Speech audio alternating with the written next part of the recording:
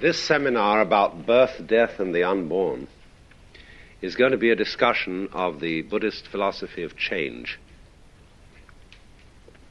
And I'm going to start out by going into the very tricky and difficult question of the Buddhist view of birth and death and the doctrine which is ordinarily understood as reincarnation or rebirth. It's a curious thing that many Westerners who become interested in Hinduism or Buddhism do so because of this idea of reincarnation.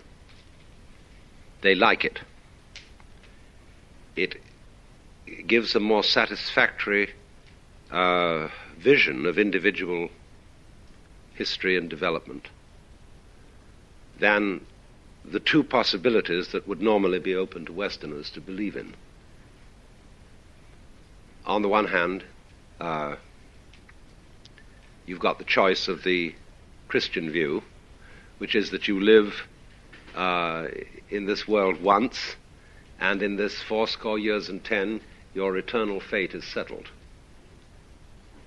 Or you've got the possibility of the materialistic view, which is that you only live once, and when you're dead, you're dead. That's that. You're a flash of consciousness between two eternal darknesses. Intelligent people in the Western world have never felt very happy about either of these two prospects. And therefore there's a certain attractiveness about the idea, which seems to be the point of Buddhism and Hinduism, that you are a soul on a pilgrimage, and that from some extremely obscure origin you began as some sort of animalcule, and worked your way up step by step through all sorts of forms of life, and finally you have the privilege of appearing in human form. And once you've got there, you have an opportunity to develop to the highest spiritual position. You must remember that according to both Hindu and Buddhist doctrines, the human form is a very privileged position.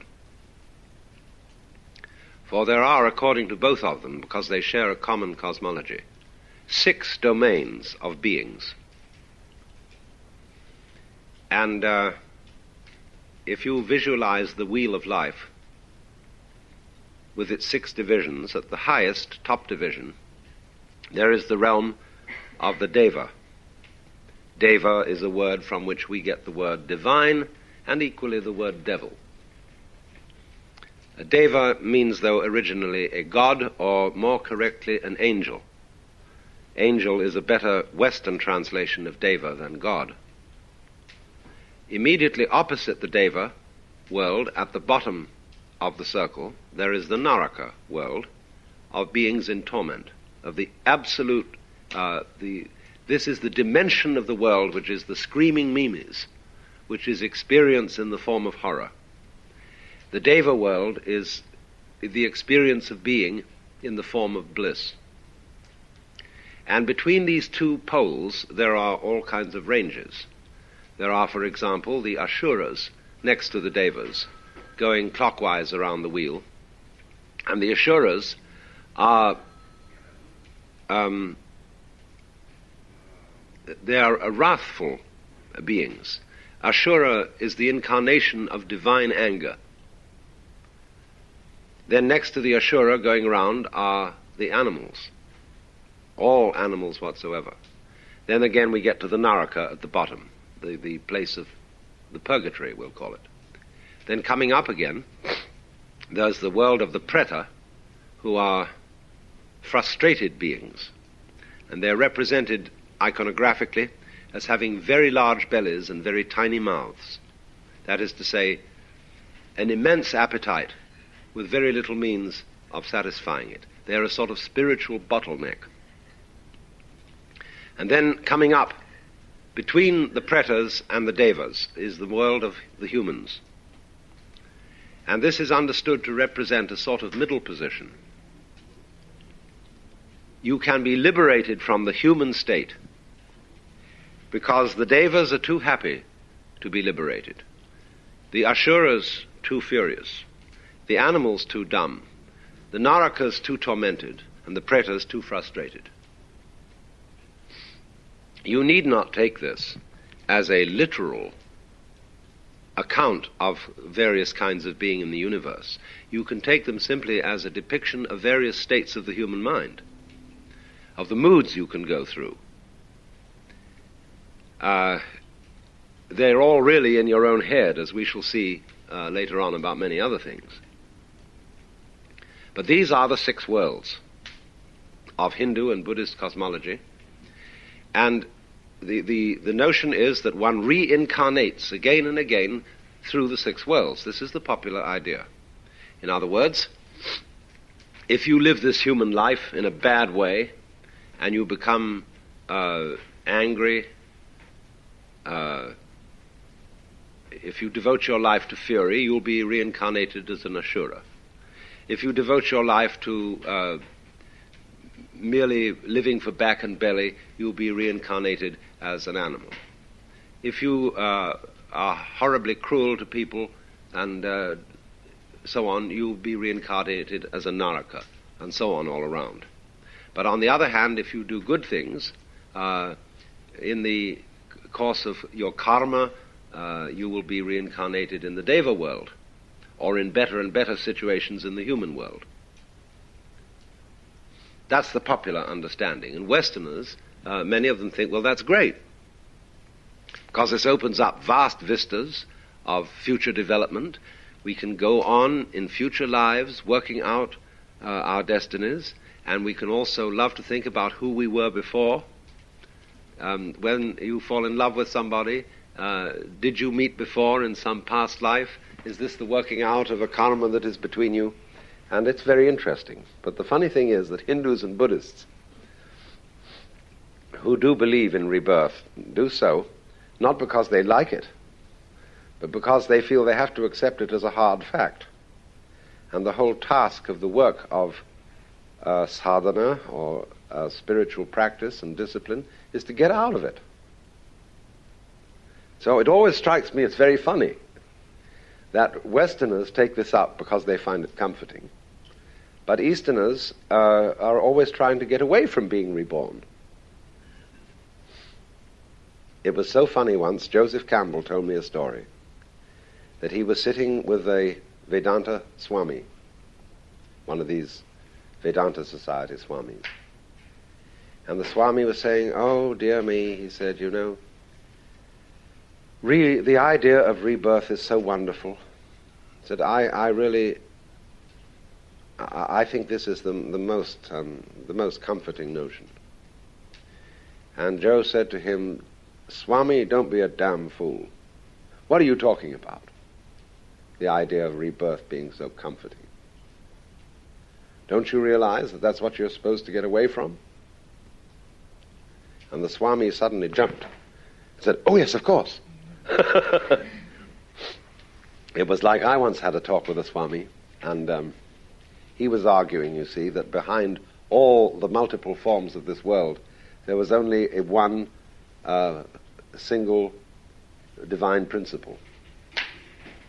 And he was going on about this. I said, Swami, you can't talk like that. You know very well that the Brahman, the ultimate reality, isn't one, because one has an opposite, which is many, and Brahman has no opposite. You should speak as the Brahman as the non-dual. And again, he said, you talk just like a Hindu.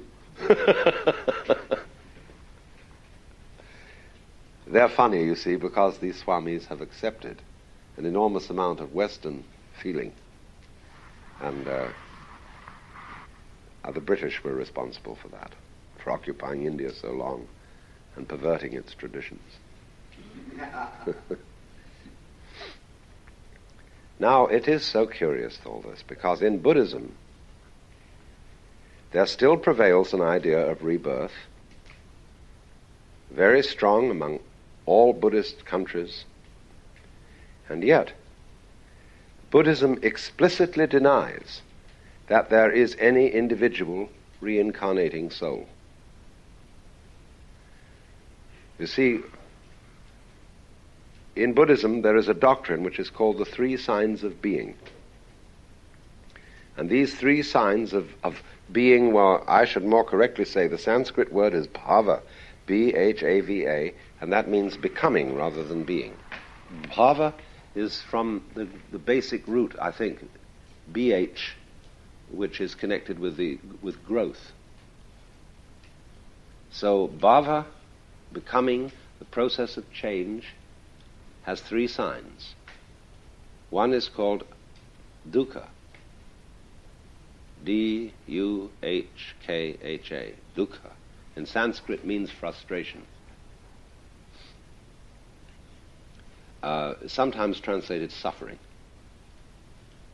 But I think frustration is a more general word which is perhaps better. Its dukkha is the opposite of sukha. Sukha means sweet.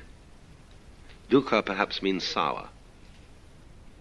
But in the way it's used, it means frustration as a basic characteristic of living beings. Because for some reason or other, life is always eventually frustrating. You desire more than you can ever get. You overreach the possibilities. And so to every being, death comes as a collapse and as something unfortunate. The next sign of being is called anitya, A-N-I-T-Y-A in Sanskrit. Anitya, which means impermanence. The opposite word being nitya, eternal. So anitya is everything is in flux. And finally, anatman, A-N-A-T-M-A-N, anatman, which means that nothing has its own soul. Now that sounds to a Christian a terrible idea, because we use the word soulless, or we say to a person, you have no soul, which means you have no finer feelings. You're not a human being, because Christian theology did distinguish between humans and animals by saying that animals have no soul. Idiots have no soul. They've lost their soul. But you can see at once that there is a complete difference of the meaning. To translate Atman as soul is ridiculous. Anatman means, basically, that nothing exists. There's another word in Sanskrit you have to know, svabhava, S-V-A, that means oneself or one's own, same as the Latin suus, because the V becomes the U. Sva, bhava, bhava, becoming again, your own becoming. Or sometimes it's called your own nature or self-nature. And so what it is saying is that that nothing has any real svabhava, because no individual thing of any kind exists except in relation to all the other things. In other words, you are what you are only because of your relationships to everything else. And therefore the whole universe is a system of interdependence.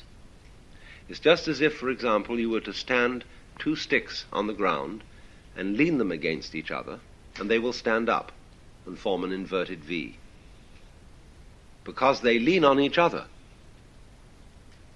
And this is an old thing that they teach children in Japan, that these sticks leaning against each other form the Chinese character for man. And they say, therefore, man cannot exist unless we support each other. This is the basis, therefore, of brotherhood and of good social relationships. But underneath that is the far more profound idea that the universe coheres by everything depending on everything else. And therefore nothing exists alone. Nothing exists in its own right, And that's what anatman means. You do not have an indestructible, immortal soul which is just plain you forever and ever and ever, and is independent of there being anything else at all. Also, though, this does go along with the idea that there is not some kind of gaseous spook, some kind of etheric double, astral body, what have you, which outlasts the existence of the physical body and migrates to the next incarnation. So it has always been a puzzle for Buddhist philosophers to explain how they can at once believe in reincarnation and at the same time deny the existence of an individual spook which is independent of the physical frame.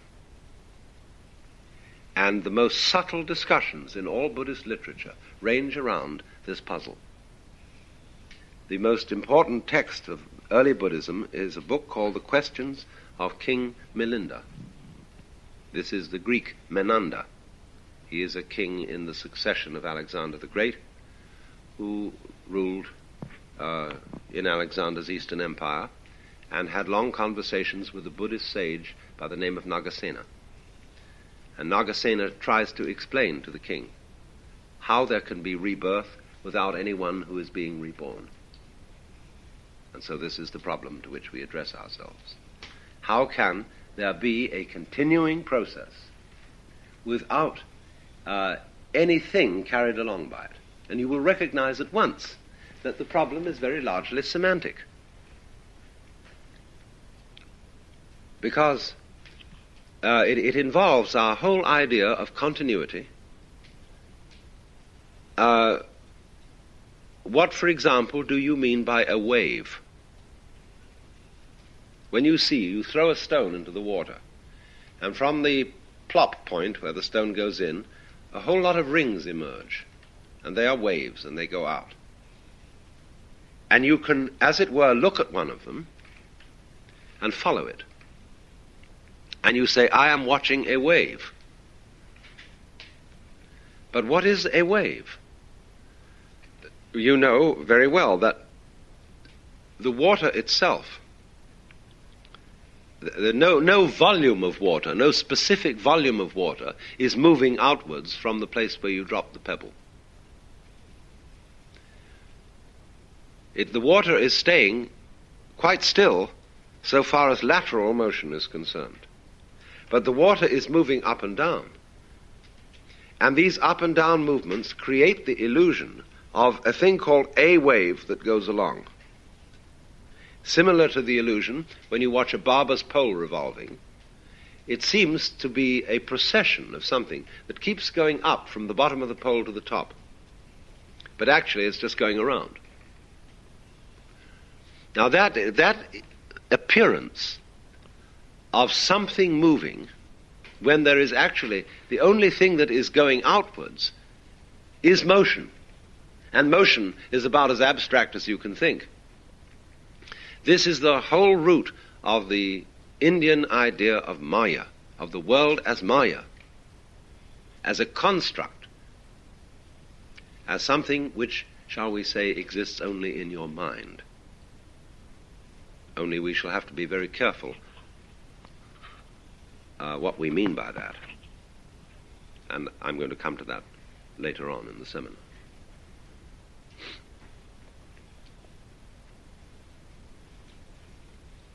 So here is the point. You are delivered from rebirth, this being the purpose of the spiritual disciplines of Hinduism and Buddhism, as soon as you are relieved of the illusion that something is going on. Continuity. This after this, after this, after this, all linking up together into a chain. In the famous Zen text called the Platform Sutra, attributed to Huineng, the sixth patriarch, there is a passage which says, if we allow our thoughts, past, present, and future, to link up into a series, we put ourselves under restraint. But on the other hand, if we just see that they are not, there is just this thought, and then this thought, and then this thought, you are liberated.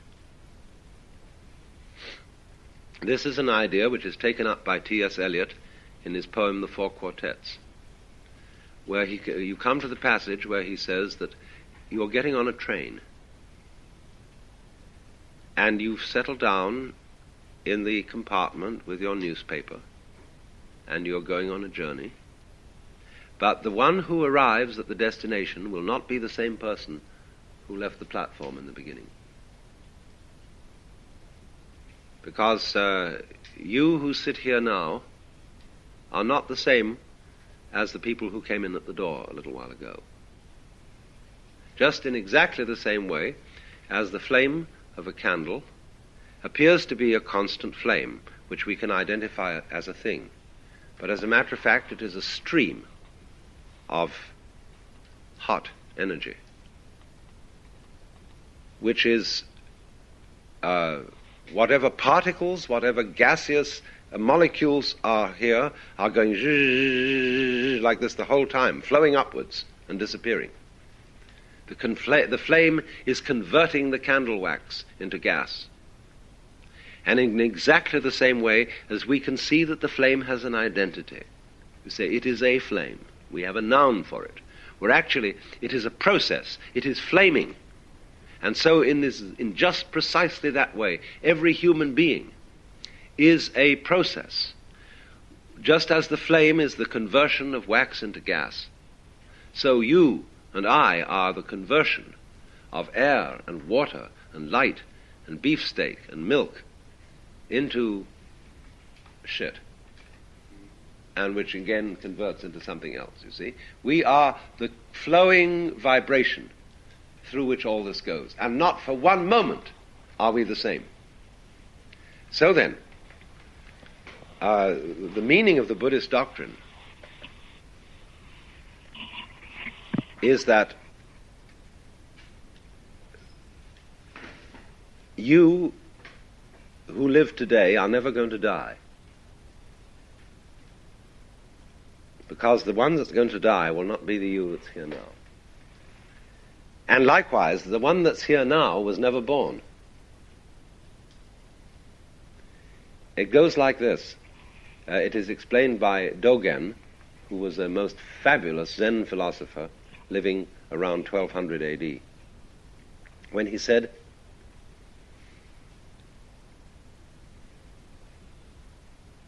the spring does not become the summer, and the summer does not become the autumn. No one would say that spring becomes the summer. There is spring, and then there is summer. And he said in the same way, when you burn wood, there are ashes, but the wood does not become the ashes. There is wood, and then there is ashes. Each is, as it were, sufficient to itself. There are, as it were, so steps. It's like vibrations, wave crests, you see, where the water doesn't move, you see. The water doesn't move laterally. So in this sense, by analogy, the spring does not become the summer. But by watching it, you in your mind impose motion on the up and down of the water. And so you say, the spring becomes the summer. So likewise you say, the baby becomes the adolescent, becomes the man, becomes the crone, becomes the corpse. And the Buddhists say no. These states follow in the same way as the apparent motion of a wave. And so the word to the wise is, live the moment you're in. There is no other place to be. You will not die, and you were never born. If you realize, if you see through the illusion. Now this may sound as if one were creating a theory of the universe, which is what you might call atomistic, discontinuous, It is saying the universe is nothing but point instants. And it all comes down to that, you see? This is an extension of the Western philosophy of nominalism. Nominalism is opposed to realism. The nominalists argue against the realists' point of view, which is realists say there is such a thing as mankind. Mankind is a reality, and every individual human is a special instance of a real, universal substance called man. The nominalists argue this is abstraction and nonsense. There is no such thing as mankind. There are only individual people.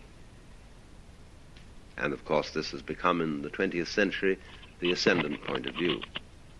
There is not really such a thing as the United States of America. That is a political abstraction. There are just the people who live here. But if you take nominalism to its logical conclusion, you get to the point where you don't exist at all. A human being? Well, there is no such thing as a human being. It's an abstraction. All there is the molecules that are the cells which infest your bones. And dissolve those further into the nuclear particles, and you can say, well, that's all there is, you see. There are just these things. But then you suddenly begin to realize there is no end to that way of thinking. Because you can always, given imagination and given instruments of sufficient subtlety, subdivide any unit of existence, of motion, of energy, into further subdivisions, further units of measurement. And say, well, that we get more real as we get smaller, you see? That's simply saying that the smaller things are the more real things. Well, that's a ridiculous argument because you can play it exactly in the opposite direction. You can say, oh, no. Since all small things only exist relatively, that is to say, in relation to each other, the only real thing is the big thing. So all those small particles are relatively unreal. The only thing that is real is the whole universe. And that's so big that nobody can conceive it. So do you see, all philosophical argument is a game, playing with people arguing with each other in words, playing up and down the scale of arguing as to which level of bits, collections of bits, all bits whatsoever, which one is real. I've noticed a very funny thing in observing with my experiments with psychedelics, that psychedelic conversations are absolutely perfect examples of what is going on and always has been going on in philosophy. People start talking with each other, having very animated conversations about nothing at all except the processes of grammar. In other words, let's imagine a conversation in which nothing specific is mentioned. No proper names are used, no proper nouns, nothing is being referred to whatsoever. But all the words that indicate more or less dimensions of quality, dimensions of quantity, all the operative words, say words like to be, to grow, to diminish, to expand, to contract, all these are operant words which can be used with reference to all kinds of specifics. But they get into conversations where all specifics are dropped out and only operant words are used. And they dance with each other by using these kinds of words. And philosophers are doing exactly the same thing. Philosophy is an intellectual dance of a game that we play, just like it might be Go, or it might be chess, or checkers, or poker, where we take these abstractions, the set of cards, 52 to the deck, and we play numbers and orders against each other, see? Well, philosophers do just the same thing in all their arguments. And you say, well, isn't that kind of silly? Well, maybe it isn't. Because life itself, biology, is the same thing. We have all these species that eat each other and come on in different shapes and different forms and so on, and there's a contest going on all the time to prove whether the cats are more powerful than the mice or the humans than the rats, and this constant thing is going on, but it is the same kind of bubble-de-bubble-de-bubble.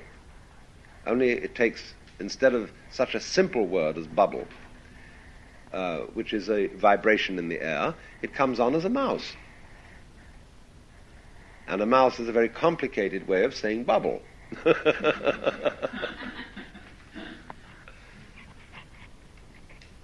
And so in all this, you see, when you get a game going of this kind, there comes the point of what you might call emotional investment. When you feel that the outcome of this particular feature in the game is urgent. See, this matters. And do you see that that's what we mean by matter? The word matter, meaning something substantial, something material, also means important. It matters. And it's up to you what you think matters. We teach our children what matters, what's important for them to learn. And we teach them basically that it's important to live. You must go on. That's terribly important. When you get a schizophrenic child or a Mongolian, so-called Mongolian idiot, these children don't realize that it's important to go on, and they don't give a damn.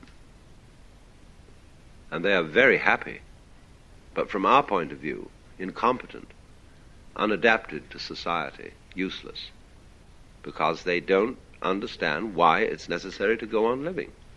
They're just going to have a ball where they are, and generally what we would say, goof off.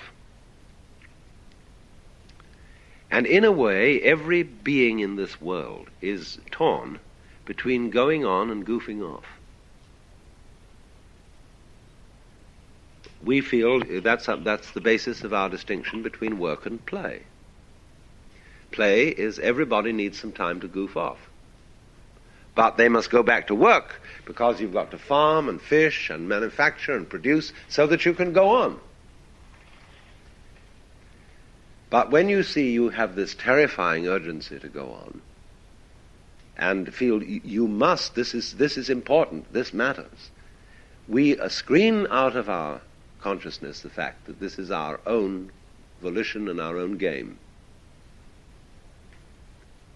because we are captivated by the illusion of the necessity and the importance of going on, to keep other people going on, to keep children going on, to keep this thing up.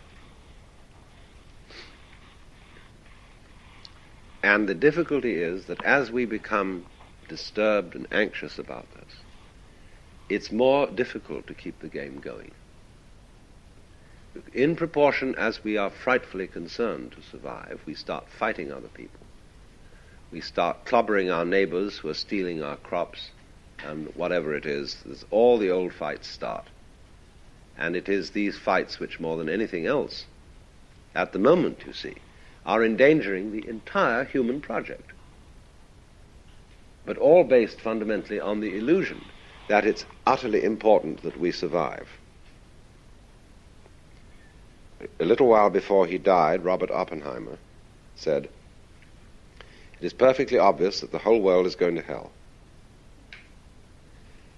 It's going to blow up. There is no way that it can be stopped except that we don't try to stop it happening."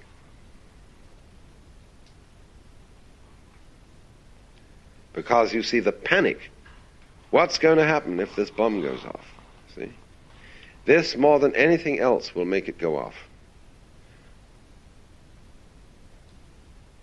Because it's like a person who's looking down over a precipice and starts to get unreasonable.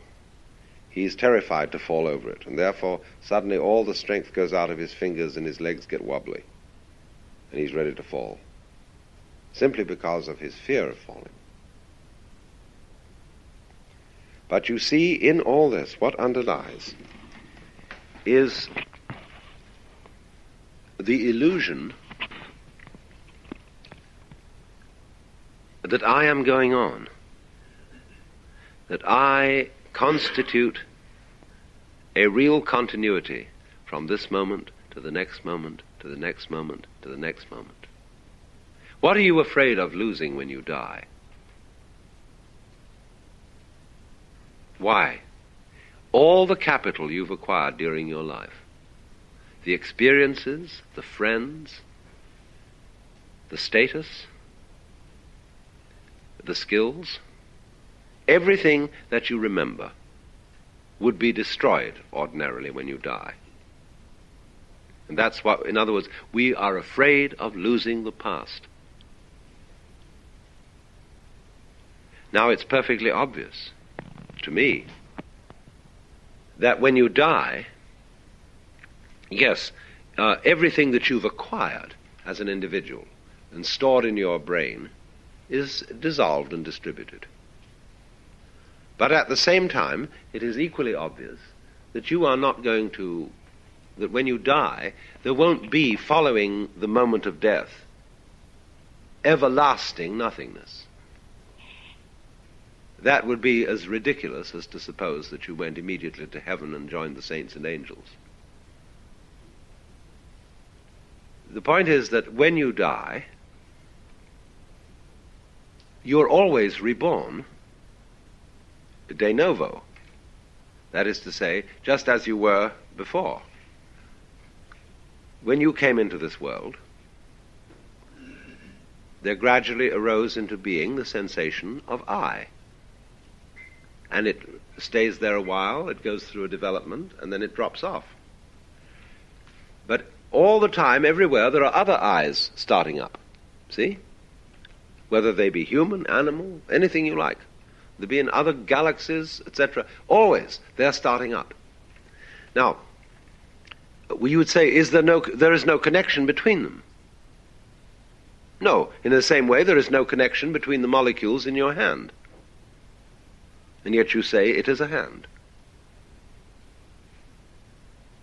But if you look at it under a powerful enough microscope, the molecules in your hand are miles apart. And you would say there's no connection between them. What's the connection between this galaxy and other galaxies? Well, we can't see any connection. And yet there are gravitational swings whereby they respond to each other and move in a certain collective order. So in a very similar way, the constant appearance of beings who feel that they are I constitute a wave motion. And they may be considered individually. See, what we're doing in this is not setting down a doctrine, but it is doing an exercise in perception. You can see it either way. You can see yourself, in other words, as existing only now. That's the only you there is. The alternative to that, logically, is to see yourself as everything.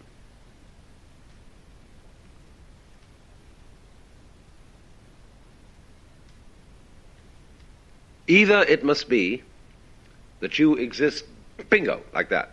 You're a point instant, bong.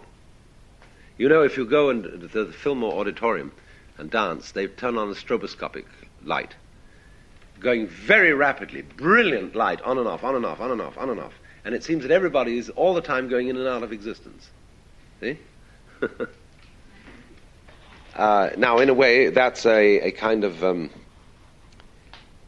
exemplification of the truth that we are vibrations, and that everything does go on and off, on and off, on and off, all the time. So the only real thing is the moment of on, where you are now. Got it? Lost it. Got it? Lost it. Got it? Lost it. See? That's the only thing that's real. That's one pole. The other pole is the view that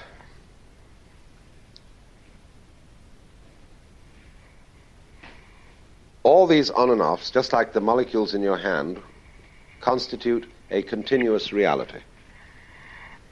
But if you follow that line, you've got to add up not to just what you are at this moment. You're going to add up to the whole universe through the entire span of its existence in space and time. Any middle position you take between these things is arbitrary. Say, okay, I'm going to be so much. I'm going to call myself this particular human being who lives for such and such a time.